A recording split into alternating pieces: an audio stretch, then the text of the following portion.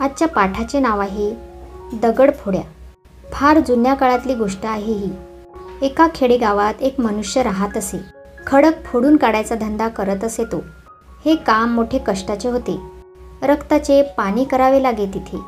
आपल्या मजुरीवर तो मनुष्य उजाडल्यापासून दिवस मावळेपर्यंत काम करत राही, घाम गाळत राही।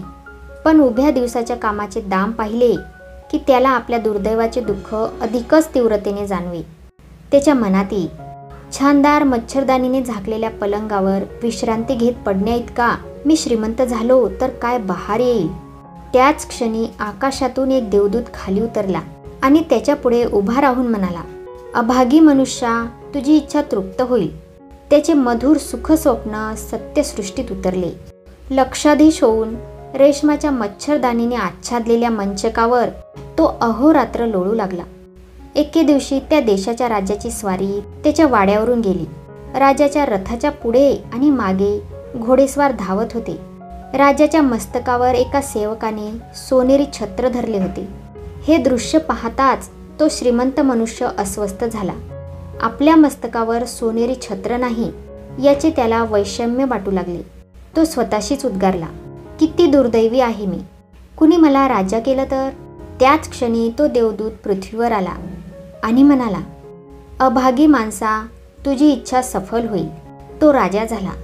त्याच्या पुढे आणि मागे घोडेस्वार धावू लागले। त्याच्या डोक्यावर सोनेरी छत्र झुलू लागले। उन्हाळ्याचे दिवस होते। सूर्य आग ओकू लागला। धरणीचे अंग भाजून निघू लागले। गवताचे पातेनी पाते वाळून गेले। सूर्य आपल्यापेक्षा श्रेष्ठ असल्यामुळे उन्हाने आपला चेहरा भाजून निघतो अशी तक्रार हा राजा आता करू लागला। तो स्वतःशीच उद्गारला, किती दुर्दैवी आहे मी सूर्य झालो असतो तर काय मज्जा झाली असती।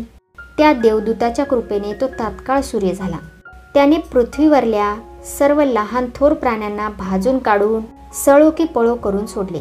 पण एके दिवशी या सूर्याच्या आड एक भल्ला मोठा ढग आला। सावली मिळाली म्हणून पृथ्वीने सुटकेचा सुस्कारा सोडला। आपल्या शक्तीला असा विरोध झालेला पाहून सूर्य म्हणाला, मेघांचं महात्म्य काही निराळच आहे। मेघांची शक्ती जर मला मिळाली तर। देवदूताने त्याची तीही इच्छा क्षणार्धात तृप्त केली। मेघ होऊन तो सूर्य आणि पृथ्वी यांच्यामध्ये संचार करू लागला।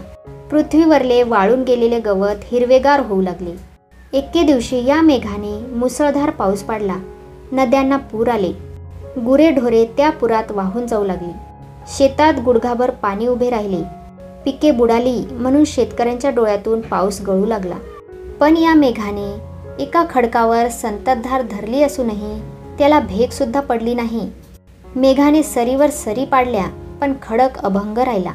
खडकाची शक्ती आपल्यापेक्षा अधिक आहे हे पाहून त्याला राग आला। स्वतःवर चढफडत तो म्हणाला, किती दुर्दैवी आहे मी खडक झालो तर। तो खडक झाला। उन्हात आणि पावसात हा खडक एखाद्या समाधी लावलेल्या साधूप्रमाणे स्वस्थ बसून राही। एके दिवशी एक दगडफोड्या, कुदळ, हातोडा वगैरे हत्यारे घेऊन तेथे आला। खडक उद्गारला, या मनुष्याची शक्ती माझ्यापेक्षा मोठी आहे। हा माझे तुकडे तुकडे केल्याशिवाय राहणार नाही। छे छे छे, किती दुर्दैवी आहे मी। कुणी देवदूत प्रसन्न झाला तर त्याच्यापाशी मी एकच वर मागेन, मला या मनुष्याचं रूप दे। स्वर्गातून देवदूत खाली उतरला आणि म्हणाला, अभागी मनुष्या, तुझी इच्छा तृप्त होईल। आणि तो पुन्हा दगडफोड्या झाला।